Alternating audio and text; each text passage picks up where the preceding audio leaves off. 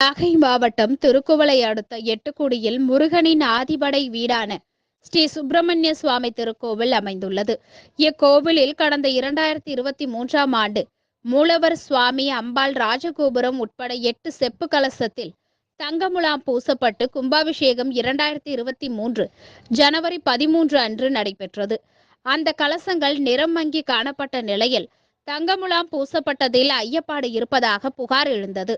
அதனைத் தொடர்ந்து இந்து சமய அறநிலையத்துறை சார்பில் வல்லுநர் குழுவினரால் கடந்த 8ஆம் தேதி கலசங்களை முறைப்படி யாக பூஜைகள் செய்து கலசங்களை கலற்றி அதில் ஆய்வு மேற்கொள்ளப்பட்டது.